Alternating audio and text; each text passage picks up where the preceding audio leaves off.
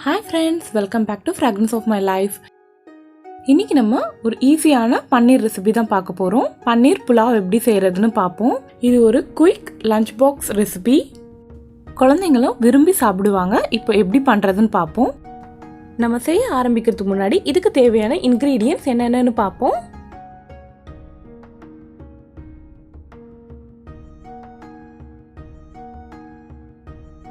தேவையான இன்க்ரீடியன்ட்ஸ் எல்லாமே பார்த்தாச்சு. இப்போ வாங்க நம்ம செய்யலாம். ஒரு பேனில் 2 டேபிள் ஸ்பூன் எண்ணெயை விட்டுக்கோங்க. எண்ணெய் நல்லா சூடானதுக்கு அப்புறமா பன்னீர் 200 கிராம் பன்னீர் எடுத்துருக்கிறேன். இந்த மாதிரி க்யூப்ஸாக கட் பண்ணிக்கோங்க. இது சைஸ் உங்களோட விருப்பத்துக்கு ஏற்ற மாதிரி அந்த க்யூப்ஸோட சைஸ் நீங்கள் கட் பண்ணிக்கலாம். எண்ணெய் சூடானதுக்கப்புறம் போட்டிங்கன்னா ஒரு 1 மினிட்லேயே பார்த்தீங்கன்னா ஒரு சைடில் கீழே அடியில் கோல்டன் ப்ரௌன் ஆகிடும். அப்போ நம்ம இன்னொரு சைடு திருப்பி போட்டுக்கலாம். இதே மாதிரி 4 பக்கமும் நல்லா ஒரு கோல்டன் ப்ரௌன் கலரில் வறுத்து எடுத்துக்கணும். இப்போ திருப்பி போடலாம் பாருங்கள். ஒரு சைடு எப்படி இந்த கலர் சேஞ்ச் ஆகிருக்குன்னு அதே மாதிரி இப்போ திருப்பி போட்டு இன்னொரு பக்கமும் அதே மாதிரி நம்ம ஃப்ரை பண்ணிக்கணும். உங்களுக்கு இந்த மாதிரி டாஸ் பண்ண வரும்னா டாஸ் பண்ணிக்கலாம். இப்போ இதை நம்ம தனியாக எடுத்து வச்சிடலாம். இப்போ நம்ம புலாவ் செய்ய ஆரம்பிக்கலாம். புலாவ் செய்கிறதுக்கு பார்த்தீங்கன்னா ஒரு குக்கரில் 1 டேபிள் ஸ்பூன் எண்ணெய் விட்டுக்கோங்க. 2 டீஸ்பூன் கீ போட்டுக்கோங்க. இல்லைனா நீங்கள் 1.5 டீஸ்பூன் எண்ணெயே போட்டுக்கலாம். கீ போட்டிங்கன்னா நல்ல மணமாக இருக்கும். இப்போது எண்ணெயும் நெய்யும் நல்லா சூடாயிடுச்சு.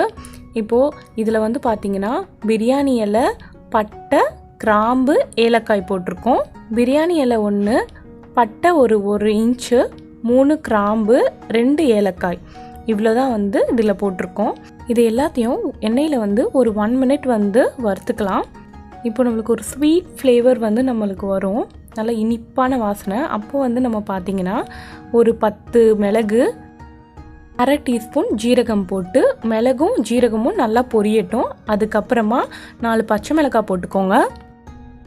அடுத்தது இதில் நல்லா மெலிசாக நறுக்கி வச்சுருக்கிற வெங்காயத்தை போட்டுக்கலாம்.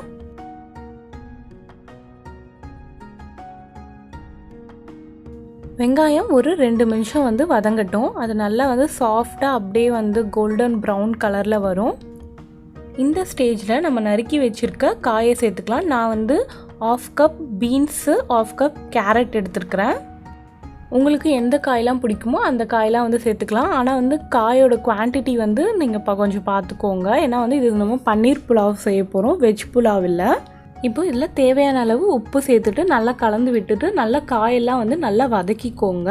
ரொம்ப வேகணும்னு அவசியம் இல்லை. ஏன்னா நம்ம விசில் விட போகிறோம். அதுலேயே நல்லா வெந்துடும். ஜஸ்ட் ஒரு 3 மினிட்ஸ் வதக்கினா போதும். இதுக்கப்புறமா நறுக்கி வச்சுருக்க கொத்தமல்லி, புதினாவை சேர்த்துக்கலாம். இது ஒரு கைப்பிடி அளவு சேர்த்துருக்குறேன். இப்போது சும்மா ஒரு 1 மினிட் நம்ம எல்லாத்தையும் கலந்து விட்டால் போதும். இதுக்கப்புறமா நம்ம ஷாலோ ஃப்ரை பண்ணி வச்சுருக்க சும்மா வறுத்து வச்சுருக்கிற பன்னீரை இதில் ஆட் பண்ணிக்கலாம். பன்னீரை சேர்த்ததுக்கப்புறமா பார்த்திங்கன்னா நல்லா போட்டு ஒரு கிண்டிடக்கூடாது. மெதுவாக தான் பண்ணணும். இல்லைனா பன்னீர் தூள் தூள் ஆகிடும். அந்த க்யூப்ஸ் உடஞ்சிடும். உங்களுக்கு அந்த பீஸ் உடையாமல் நல்லா கலந்து விட்டுக்கோங்க.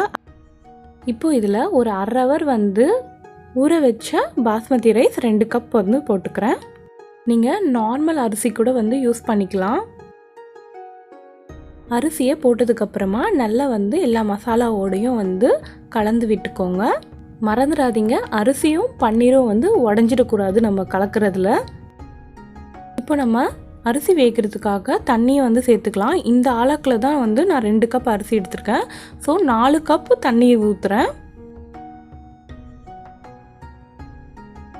நீங்கள் எவ்வளோ தான் அரிசி விட்டாலும் இதுதான் அளவு. 1 கப்புக்கு 2 கப் தண்ணி.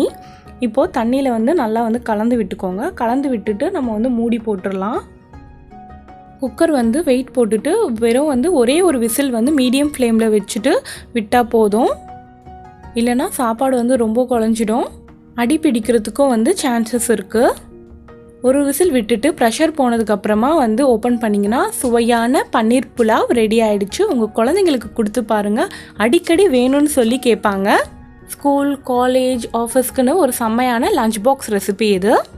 இந்த ரெசிபி பிடிச்சிருந்ததுன்னா மறக்காமல் லைக் பண்ணுங்கள், உங்கள் ஃப்ரெண்ட்ஸ் கூட ஷேர் பண்ணுங்கள். இன்னும் நம்ம சேனலை நீங்கள் சப்ஸ்கிரைப் பண்ணாமல் இருந்தீங்கன்னா சப்ஸ்கிரைப் பண்ணிவிடுங்க.